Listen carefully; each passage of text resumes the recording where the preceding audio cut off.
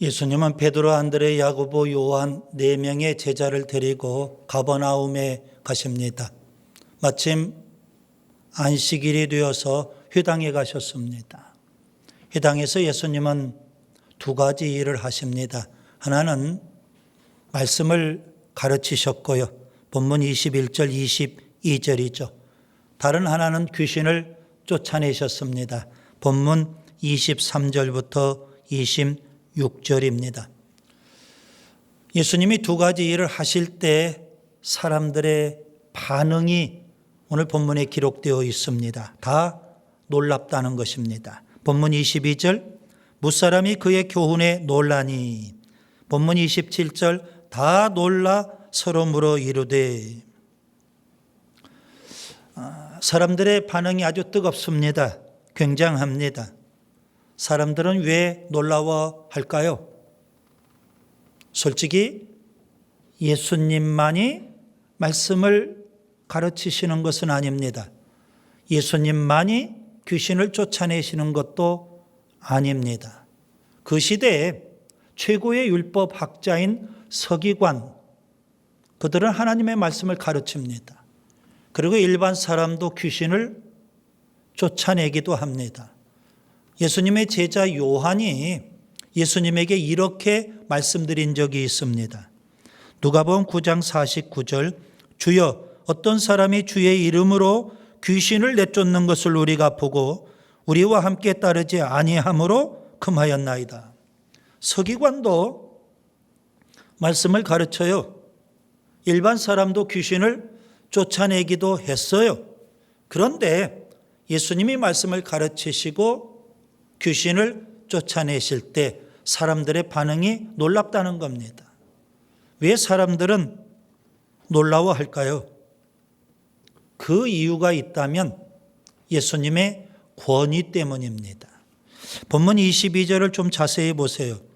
권위 있는 자와 같고 서기관들과 같지 아니함이러라, 그렇게 성경은 말씀합니다. 사람들이 볼 때 예수님은 뭔가 다르셔요. 서기관과 다르시다고요. 영적 권위가 있으시다는 말씀입니다. 심지어 예수님 귀신을 쫓아내실 때 귀신에게 엄히 꾸짖으시고 귀신에게 명령하십니다. 잠잠하고 그 사람에게서 나오라. 귀신마저도 예수님의 영적 권위 앞에 굴복을 합니다. 본문 26절, 더러운 귀신이 그 사람에게 경련을 일으키고 큰 소리를 지르며 나오는지라. 사람들이 그 사실을 목격하는 겁니다. 그리고 그들은 이렇게 놀라워하죠. 본문 27절, 이는 어찌미냐 권위 있는 새 교훈이로다. 더러운 귀신들에게 명한즉 순종하는도다. 여러분, 예수님의 영적 권위는 어디에서 나온 것일까요?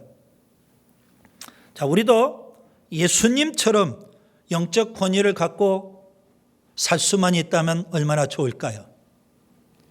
어떻게 하면 예수님처럼 영적 권위를 갖고 살 수 있을까요? 어떻게 하면 마귀 사탄과의 영적 싸움에서 승리하며 살 수 있을까요? 어떻게 하면 당당하게 권위 있게 세상에 살 수 있을까요? 오늘 저는 예수님이 갖고 계신 영적 권위의 출처에 대해서 오늘 본문을 중심으로 3가지를 말씀드리려고 합니다. 첫째, 예수님의 영적 권위는 말씀에 있습니다. 예수님의 가르침 분명 율법 교사인 서기관과 달랐습니다. 특별히 3가지 차이점을 우리가 주목할 필요가 있습니다. 첫째, 율법에 대한 해석이 달랐습니다. 율법을 어떻게 해석하느냐 참 중요한 문제이거든요. 우리가 산상설교를 그동안 살펴봤었죠. 예수님은 산상설교에서 뭐뭐 하였다는 것을 너희가 들었으나 나는 너희에게 이르노니, 이런 표현을 6번이나 사용하셨습니다. 율법을 새롭게 해석하신 겁니다. 서기관은 장로의 전통이라는 관점에서 율법을 해석합니다. 그러나 예수님은 하나님의 나라라는 관점에서 율법을 새롭게 해석하신 겁니다. 해석이 다르죠. 그 다음에 둘째, 가르치는 내용이 다릅니다. 율법에 대한 해석이 다르기 때문에 가르치는 내용 당연히 다를 수밖에 없는 겁니다. 산상설교에서 예를 들면 예수님은 살인하지 말라, 그 율법에 대해서 실제 살인뿐만 아니라 욕을 하는 것, 저주하는 것도 살인이라고 가르치십니다. 간음하지 말라, 그 율법을 가르치실 때 실제 육체적 간음뿐만 아니라 마음에 음욕을 품는 것도 간음이라고 가르치십니다. 가르치시는 내용이 달라요. 그 다음에 셋째, 율법에 대한 실천이 다릅니다. 서기관은 가르치고 끝납니다. 그러나 예수님은 율법의 1.1회까지도 온전히 지키십니다. 서기관은 말로만 가르쳤고요. 예수님은 친히 본을 보여주신 겁니다. 예수님은 실천이 없는 서기관의 가르침을 아주 신랄하게 지적하십니다. 마태복음 23장 3절, 그러므로 무엇이든지 그들이 말하는 바는 행하고 지키되 그들이 하는 행위는 본받지 말라. 그들은 말만 하고 행하지 아니하면. 이렇게 서기관과는 분명 달랐어요. 해석이 다르고 가르치는 내용이 다르고 또 실천이 달랐어요. 그래서 본문 22절과 27절에 사람들이 이렇게 평가를 하는 겁니다. 서기관과는 다르다. 권위 있는 자와 같다. 권위 있는 새 교훈이다. 이렇게 평가를 했던 겁니다. 이 사람들의 반응이요, 예수님께서 산상설교를 했을 때 청중들의 반응도 동일했습니다. 마태복음 7장 28절 29절, 무리들이 그의 가르치심에 놀래니 이는 그 가르치시는 것이 권위 있는 자와 같고 그들의 서기관들과 같지 아니함이로라. 여러분, 여기서 한 가지 우리가 주목할 점이 있습니다. 방금 제가 산상설교를 몇 차례 언급을 했는데요, 산상설교에는 예수님의 가르치시는 내용이 자세히 기록되어 있습니다. 그런데 오늘 본문 여러분 21절 22절을 보시면 예수님이 가르치신 내용을 전혀 기록하고 있지 않습니다. 왜 저자인 마가는 오늘 본문에 예수님이 가르치신 내용을 기록하고 있지 않을까요? 가버나움 회당에서 분명 예수님이 가르치셨는데 그 가르치신 내용을 기록하고 있지 않더라는 겁니다. 마가복음의 저자 마가는요, 가르치신 내용보다 실천에 더 강조점을 두고 있기 때문에 그렇습니다. 이런 문맥을 통해서 보셔야 합니다. 예수님께서 하나님 나라를 전파하셨죠. 그리고 4명의 제자로 부르셨습니다. 그리고 가버나움 회당에서 하나님의 말씀을 또 가르치십니다. 하나님의 말씀, 그 가르치심의 내용이 분명 하나님의 나라일 겁니다. 그리고 나서 귀신을 쫓아내십니다. 자, 여기에 귀중한 의미가 담겨 있어요. 비록 마가는 예수님이 가르치신 내용을 오늘 본문에 우리에게 소개하고 있지는 않지만 예수님이 가르치신 하나님의 나라, 그것을 말로만 전한 것이 아니라 실제 귀신을 쫓아내시고 하나님의 나라가 이렇게 임하는 거다 직접 보여주신 겁니다. 실천에 강조점을 두기 때문에 그런 겁니다. 예수님은 말씀의 사람이십니다. 예수님의 영적 권위는 말씀에 있습니다. 예수님은 말씀을 철저히 해석하시고 제대로 가르치시며 온전히 실천하십니다. 예수님처럼 우리가 말씀의 사람이 될 수만 있다면 얼마나 좋을까요? 거기에 영적 권위가 있기 때문에 그렇습니다. 여러분, 마귀는 말씀의 사람, 말씀을 가까이 하고 말씀을 좋아하고 말씀대로 사는 사람 아주 무서워합니다.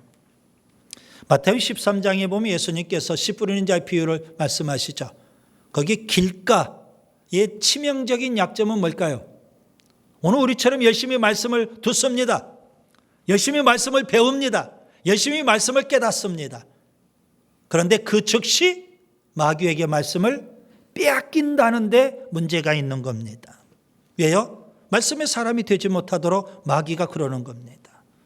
초대교회에 말씀이 흥왕하고 말씀이 왕성했어요.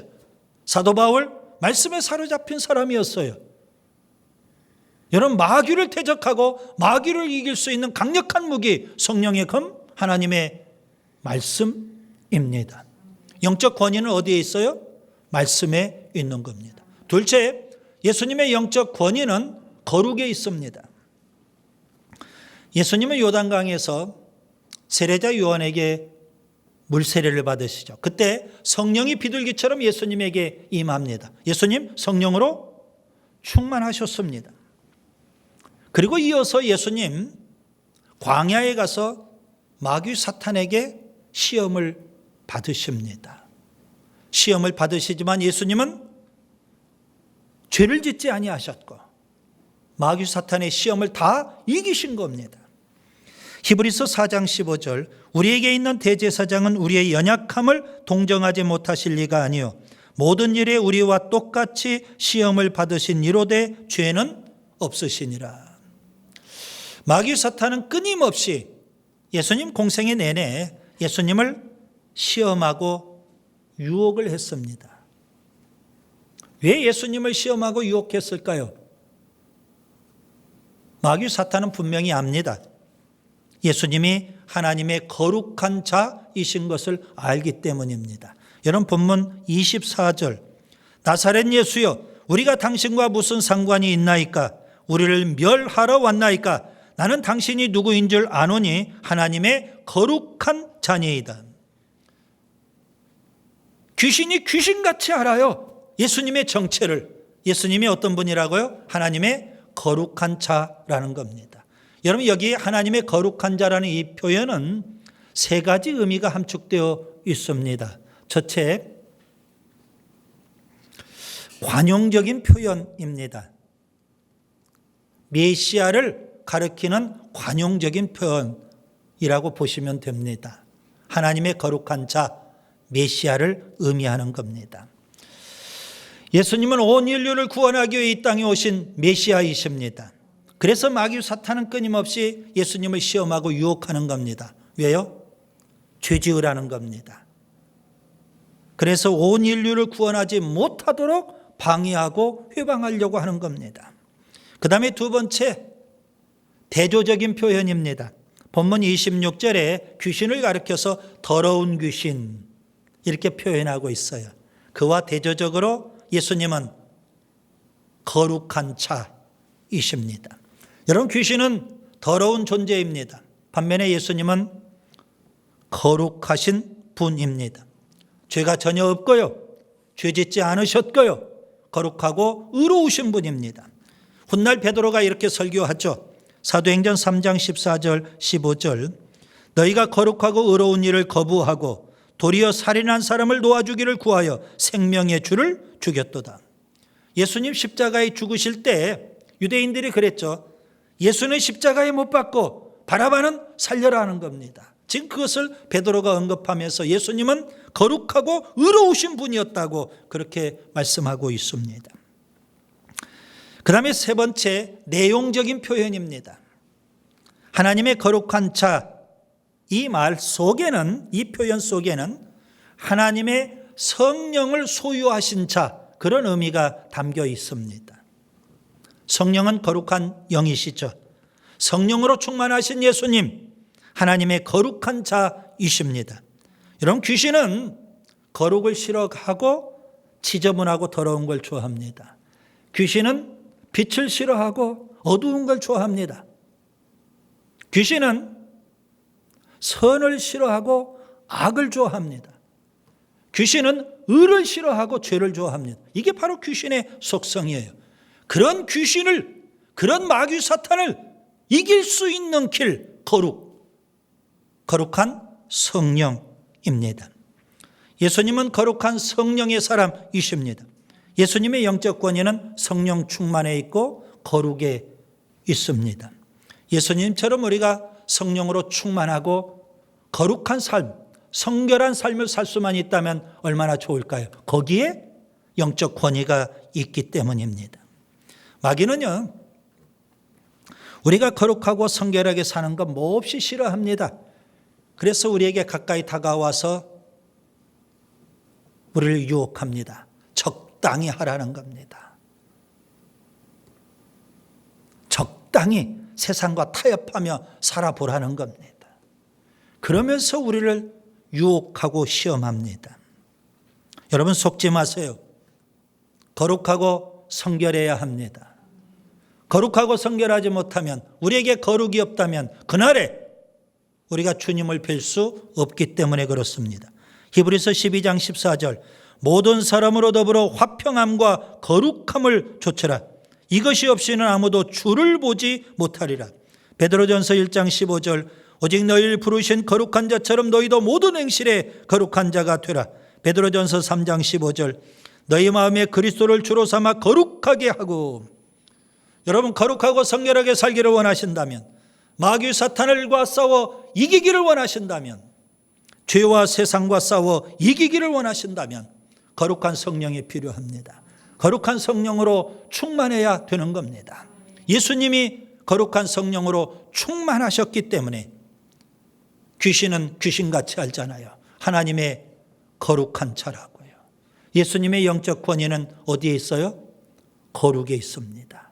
그 거룩은 거룩한 성령으로 충만할 때 가능합니다. 셋째, 예수님의 영적 권위는 기도에 있습니다.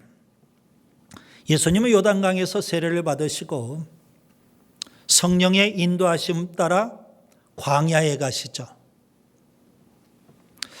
마가복음 1장 12절 이렇게 표현하고 있습니다. 성령이 곧 예수를 광야로 몰아내신지라. 여러분 이 말씀을 좀 잘 묵상하시기 바랍니다. 성령이 곧이라는 것은 지체하지 아니하고, 성령은 조금 더 지체하지 않습니다. 그리고 몰아가셨다 그랬습니다. 몰아내셨다.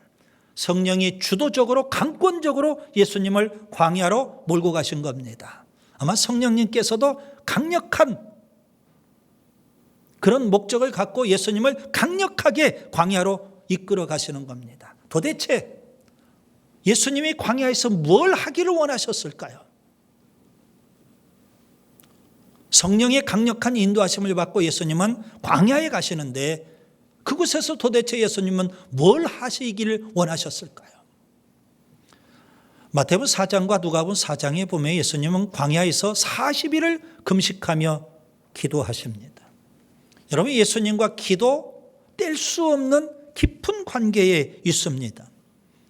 예수님 공생애 시작하시면서 첫 번째 사역이 바로 기도 사역입니다. 그것도 광야에서 40일을 금식하며 예수님은 기도하시면서 공생애를 시작하신 겁니다. 여러분 이것은 예표적인 사건일 수가 있겠죠. 예수님 공생애 전체 모든 사역이 다 기도 사역이라는 겁니다. 기도 사역을 통해서 예수님 공생의 모든 사역을 감당하시겠다는 그런 예표적인 사건이 바로 광야에서 40일 금식하신 사건입니다. 예수님 공생애를 끝내시면서 십자가에 죽으시기 직전 겟세마네 동산에서 기도하십니다. 땀이 땅에 떨어지는 핏방울이 되듯 그렇게 마지막을 기도하시는 겁니다. 십자가 위에 죽으실 때 예수님은 기도하십니다. 아버지 저들을 사하여 주옵소서, 자기들이 하는 것을 알지 못함이니이다.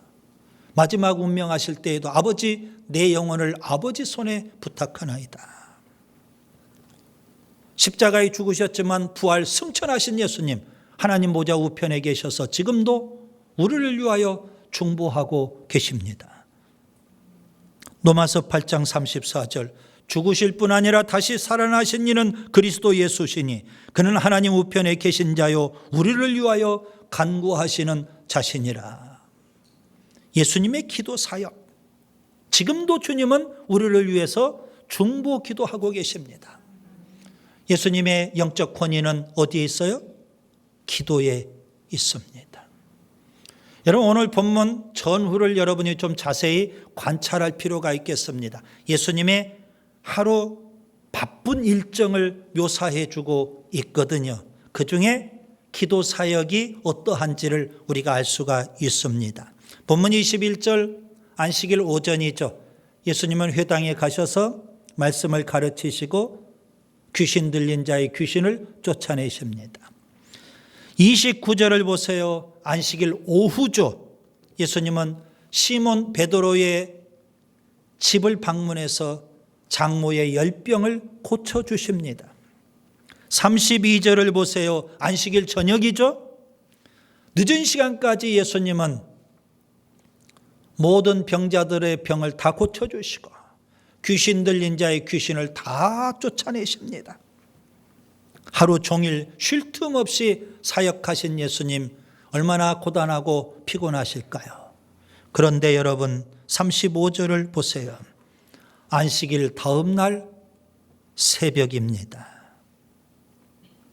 예수님은 그렇게 바쁘게 하루의 모든 일정들을 다 소화하시고 고단하고 피곤한 그 몸을 또 이끌고 그 다음 날 새벽 기도하시는 겁니다. 기도 사역이 가장 중요하기 때문에 그렇습니다. 하나님의 나라를 전파하는 일, 귀신을 쫓아내는 일, 병자들을 고쳐주는 일, 제자들을 훈련시키는 일 다 중요합니다. 그러나 그 모든 사역이 기도 사역보다 앞설 수는 없는 겁니다. 그래서 주님은 새벽을 깨우시고 기도하신 겁니다. 예수님은 기도의 사람입니다. 예수님의 영적 권위는 기도에 있습니다. 우리가 예수님처럼 기도의 사람이 될 때 영적 권위가 있습니다. 초대교회를 보세요. 사도행전 2장 오순절 성령이 임함으로 초대교회가 탄생했는데요. 교회가 탄생하기 전부터 그들은 마가의 다락방에서 기도합니다. 오순절 성령이 임한 이후에도 그들은 기도에 전념을 합니다. 초대교회의 특징은 기도였습니다. 우리가 기도를 생명처럼 소중하게 여기고 기도를 사명으로 여기고 기도에 더 헌신해야 되지 않을까요? 거기에 영적 권위가 있기 때문입니다. 이제 말씀을 정리합니다. 예수님 안식일에 가버나움 회당에 가셔서 말씀을 가르치시고 귀신을 쫓아내셨습니다. 사람들의 반응이 아주 뜨겁죠. 다 놀라워합니다. 그 이유는 예수님의 영적 권위가 있기 때문에 그렇습니다. 여러분 영적 권위 참 중요합니다. 권위가 무너진 시대에 그런 시대에 우리가 살고 있지 않습니까? 영적 권위를 갖고 살아야 되는데요. 예수님에게서 배울 수 있기를 바랍니다. 예수님의 영적 권위의 출처 근거는 어디일까요? 말씀입니다. 거룩입니다. 기도입니다. 예수님처럼 영적 권위를 갖고 당당하게 권위 있게 세상을 살 수 있기를 바랍니다.